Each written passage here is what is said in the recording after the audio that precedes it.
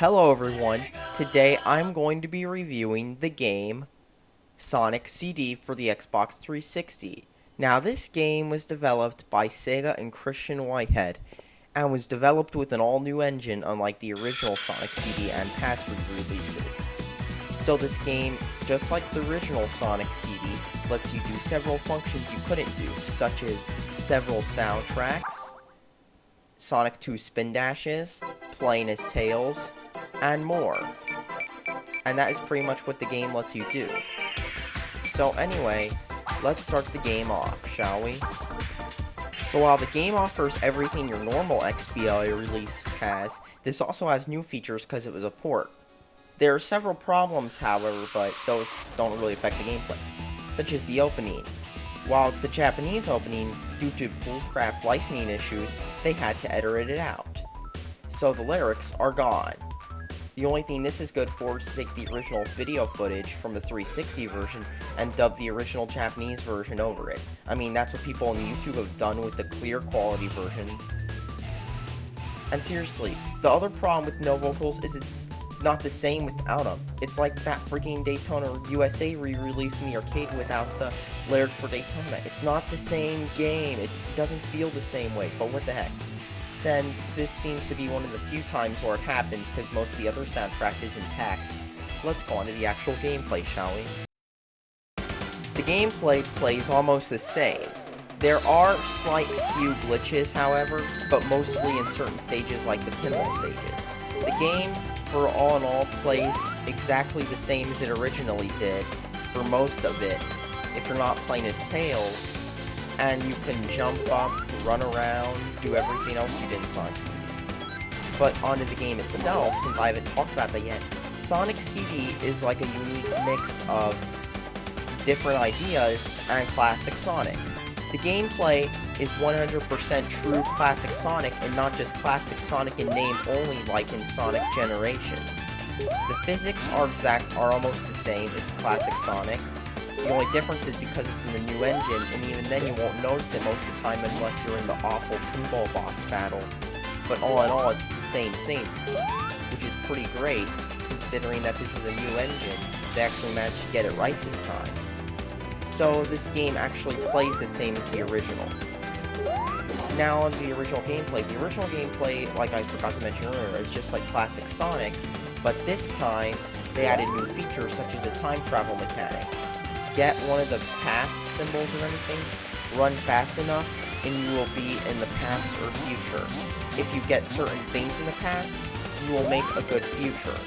This will get you an achievement, or if you get them, it will also allow you to pretty much beat the game with a good ending, unless you screw around more. So, all in all, it's a pretty good, interesting addition to the game. It also introduces a lot of replayability, because when you replay the game, you can try to get all the good futures by going to the past, and each stage is different.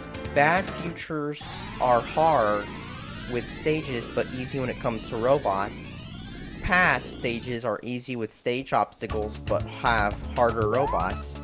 And good future stages are the easiest because there's like no robots, and the stages are easy. So, in other words, if you get a good future, you can just pretty much speed through the stage.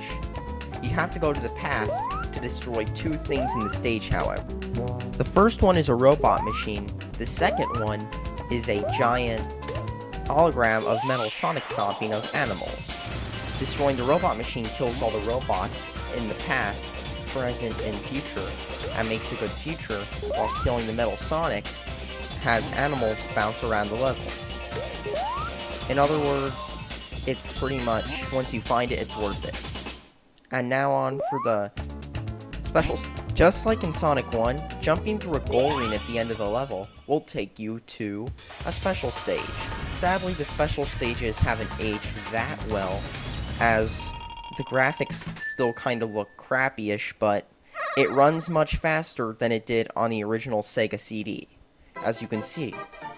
Just look. The graphics look smoother and much better than they did in 1993 because of the smoothing and scaling. as the 360 can scale a lot better than the Sega CD ever could. So in other words, this is another cool addition that the new engine has made to the game. The only real annoying part is that infamous pinball boss battle.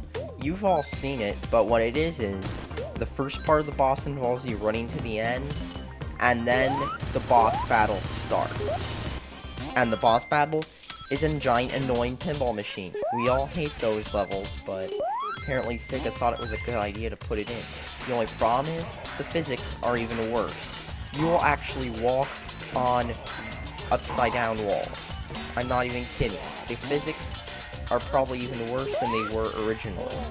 Of course, then again, that's because the stage was broken in the first one anyway. It was so broken originally that you can't break it that this is the only way you could possibly break it worse. And then again, most of the physics are okay throughout the whole game except for this level. I don't know why this level, but then again, it's just so annoying. Why'd my guy keep walking upside down? I mean, it's kind of annoying, but still, it's better than in the newer Sonics, like Sonic 4, where we all know the physics of that. So, now, Now, I know this review is mostly feature mentioning, but I'm going to say this. All the features I mentioned, the reason why this game is well known, is because it pulls everything off very well. The main problem with this game, the main other problem, is the level design seems kind of different than it did in the other Sonic games. Instead of just hold left and run forward, the puzzle design and level design, I meant to say, is more designed for exploration. So you can actually, if you like games where you can actually run around and find everything, it's not like the other 2D Sonics, but it's much better than them, and it's actually more fun than them too. All in all, if it's only $5 on Xbox Live Arcade, and it's also going to be that much when it hits, and it's only like $2 on iOS right now, so if you have an iPod or iDevice, get it too, it's really fun. All in all, I'd recommend you buy this game if you're a Sonic fan. If you're not a Sonic fan, well, if you are actually a Sonic fan, get this game. All in all, buy this game. Please buy it. It's only about, $10, no, $5, it's only $5, and you'll really enjoy it. So in all, buy it. Thanks for watching, subscribe for more.